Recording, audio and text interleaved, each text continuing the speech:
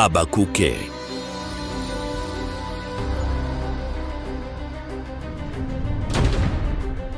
E se eu te dissesse que um profeta da Bíblia questionou Deus face a face, exigindo respostas sobre a injustiça, e que a resposta divina foi tão aterrorizante que ele desejou nunca ter perguntado?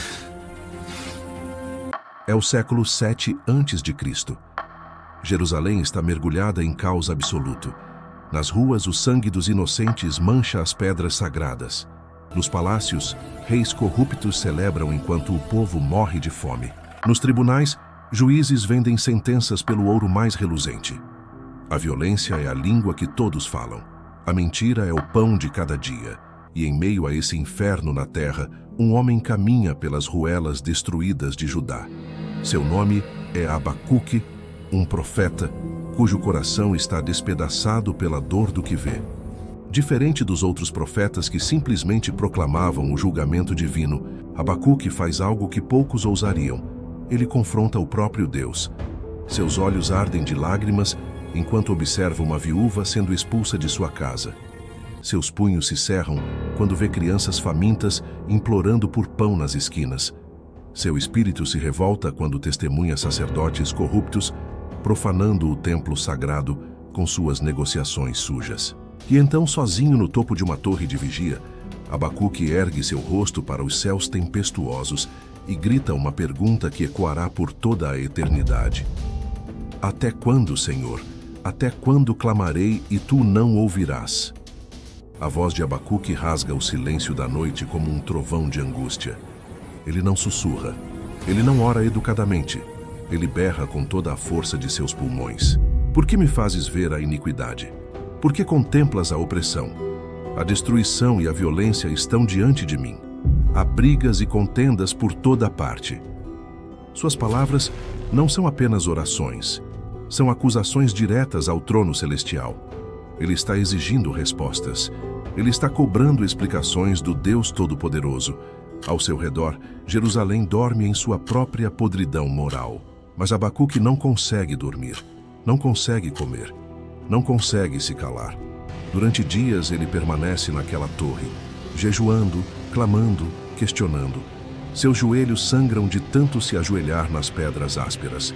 Sua garganta arde de tanto gritar. Suas lágrimas formam poças a seus pés. A lei se debilitou e a justiça nunca se manifesta. O ímpio cerca o justo e a justiça é pervertida. Os outros profetas o olham com desaprovação. Os sacerdotes murmuram que ele está sendo irreverente. Blasfemo até. Como ousa questionar os caminhos de Deus? Como se atreve a exigir explicações do Altíssimo? Mas Abacuque não se importa com a opinião dos homens. Ele quer respostas do céu. E então, quando sua voz finalmente se esvai pelo cansaço, quando suas forças estão no limite, algo acontece. O vento para de soprar. As nuvens se dividem. Um silêncio sobrenatural cobre a cidade. E Deus responde. A voz de Deus não vem como um sussurro gentil. Ela ressoa como um terremoto que sacode as fundações da torre onde Abacuque está. Cada palavra penetra sua alma como uma lâmina afiada. Olhai entre as nações e vede, pasmai e assombrai-vos, porque realizarei em vossos dias uma obra tal que não acreditareis quando vos for contada. O profeta ergue seu rosto tremendo. Finalmente, Deus estava respondendo. Finalmente, a justiça viria. Seu coração se enche de expectativa. Talvez Deus enviaria um avivamento. Talvez levantaria um rei justo. Talvez purificaria seu povo com misericórdia. Mas o que vem a seguir congela seu sangue nas veias. Eis que suscita os caldeus, aquela nação feroz e impetuosa que marcha pela largura da terra para se apossar de moradas que não são suas. Ela é terrível e espantosa. Seus cavalos são mais velozes que leopardos, mais ferozes que lobos noturnos. Seus cavaleiros se espalham vindo de longe, voam como águia que se precipita sobre a presa. Abacuque cambaleia para trás. Seu rosto empalidece. Não pode ser. Os caldeus, os babilônios, aquela nação brutal, pagã, idólatra, sanguinária. O profeta sente seu estômago revirar. Suas mãos tremem incontrolavelmente. Ele pensou que Deus traria justiça através de bênção, mas a resposta divina É julgamento através de terror absoluto. Eles vêm todos para fazer violência. Suas hordas avançam como vento oriental, capturam cativos como areia, escarnecem dos reis e zombam dos príncipes. Riem-se de todas as fortalezas. O silêncio que se segue é mais ensurdecedor que qualquer grito. Abacuque cai de joelhos, seu corpo inteiro tremendo. Lágrimas escorrem por seu rosto. Mas agora não são lágrimas de revolta, são lágrimas de horror absoluto. A solução de Deus para a maldade de Judá é uma maldade ainda maior. Seus lábios se movem, mas nenhum som sai. Sua mente gira em turbilhão. Como pode ser? Como o Deus Santo, justo e puro usaria uma nação ainda mais perversa para punir o seu próprio povo? Os babilônios não conhecem a lei, não respeitam o templo, não temem o nome do Senhor. Eles adoram ídolos de pedra e metal. Eles sacrificam crianças aos seus deuses falsos. Eles bebem sangue e celebram a carnificina. E então, reunindo todas as forças que lhe restam, Abacuque levanta novamente sua voz. Mas agora não é um grito de revolta, é um sussurro de desespero quebrantado. Senhor, Tu não és desde a eternidade, meu Deus, meu santo. Tu és puro demais de olhos para ver o mal e não podes contemplar a opressão.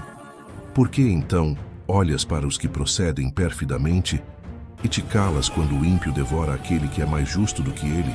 Sua voz ganha intensidade novamente. Os caldeus fazem os homens como peixes do mar, como répteis que não têm quem os governe. Eles pescam a todos com anzol, apanham-nos com rede e os ajuntam na sua rede de arrasto. Por isso se alegram e se regozijam, por isso sacrificam a sua rede. Continuará, pois, esvaziando a sua rede e matando nações sem piedade? Abacuque não espera mais respostas fáceis. Ele aprendeu que questionar a Deus tem consequências, mas sua alma ainda arde por compreensão. Então ele toma uma decisão radical.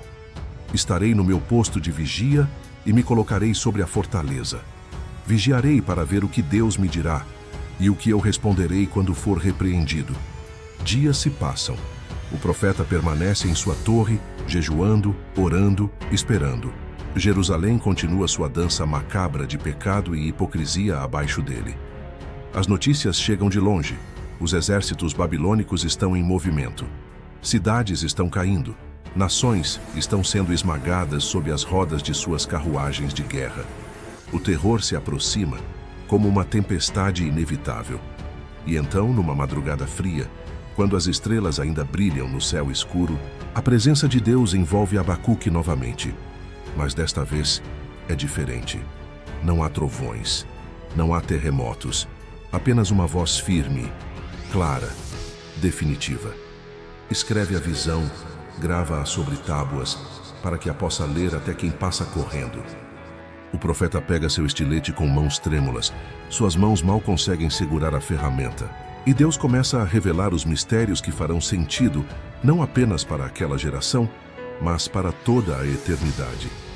A visão ainda está para cumprir-se no tempo determinado. Ela se apressa para o fim e não falhará.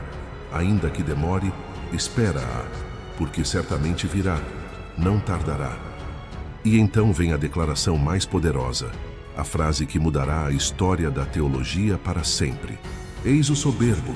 Sua alma não é reta nele, mas o justo viverá pela sua fé. A mão de Abacuque escreve febrilmente sobre as tábuas. As palavras fluem como fogo líquido, queimando a pedra com verdades eternas. E então Deus pronuncia 5 sentenças de julgamento sobre os opressores, 5 ais que ecoarão através dos séculos como sentenças de morte espiritual. Ai daquele que acumula o que não é seu e se sobrecarrega de penhor. Ai daquele que obtém lucro injusto para sua casa, para pôr seu ninho no alto e livrar-se das garras do mal. Ai daquele que edifica a cidade com sangue e a estabelece com iniquidade. Ai daquele que dá de beber ao seu próximo, misturando embriaguez para contemplar sua nudez. Ai daquele que diz à madeira, desperta, e a pedra muda, levanta-te. Cada ai é uma condenação não apenas dos babilônios, mas de toda a potência que oprime, de todo o sistema que escraviza, de todo o império que se levanta contra o Deus vivo. Abacuque compreende agora. Deus usará os caldeus, sim, mas eles também não escaparão do julgamento. A justiça divina é perfeita, mesmo quando parece tardia aos olhos humanos. E então vem a promessa que faz o coração do profeta explodir de esperança. Porque a terra se encherá do conhecimento da glória do Senhor, como as águas cobrem o mar. Não importa quão escura seja a noite, não importa quão terrível seja a tempestade, o fim da história pertence a Deus. Sua glória prevalecerá, sua justiça triunfará, seu reino será estabelecido para sempre. Abacuque termina de escrever as tábuas. Suas mãos estão machucadas, seus olhos ardendo de cansaço. Mas algo mudou dentro dele. Aquele homem que gritou acusações ao céu agora se prostra em adoração tremenda. Ele viu a glória de Deus, compreendeu seus caminhos e agora sua alma está despedaçada entre o terror e a reverência. Senhor, ouvi a tua palavra e temi. Aviva a tua obra no meio dos anos. Faze-a conhecida no meio dos anos. Na tua ira, lembra-te da misericórdia. Sua voz ganha poder sobrenatural, enquanto descreve a visão. Deus vem de Temã, o santo do Monte Parã. Sua glória cobre os céus e a terra se enche do seu louvor. Seu resplendor é como a luz, raios brilham de suas mãos. Ali está velado o seu poder. Diante dele vai a pestilência, a praga segue os seus passos. Ele para e faz tremer a terra. Olha e faz estremecer as nações. Os montes eternos se despedaçam, as colinas antigas se abatem. Abacuque vê em visão o Deus guerreiro marchando em fúria para salvar o seu povo. Os rios se fendem, as montanhas tremem, o sol e a lua param em suas órbitas. E então, com lágrimas escorrendo pelo rosto, ele declara sua rendição final. Ainda que a figueira não floresça, nem haja fruto na vide, ainda que falhe o produto da oliveira, e os campos não produzam mantimento, todavia, eu me alegrarei no Senhor, exultarei no Deus da minha salvação. Abacuque aprendeu. Questionar a Deus não é pecado, mas a resposta exige fé absoluta. Ele não entende todos os mistérios, mas agora conhece o coração de Deus. Aquele que um dia gritou em desespero, agora canta em adoração. O profeta que ousou confrontar o Altíssimo descobre que a fé verdadeira é confiar quando o céu parece calado. É se alegrar mesmo diante da ruína. É permanecer firme quando tudo se desmorona. Porque o justo viverá pela fé.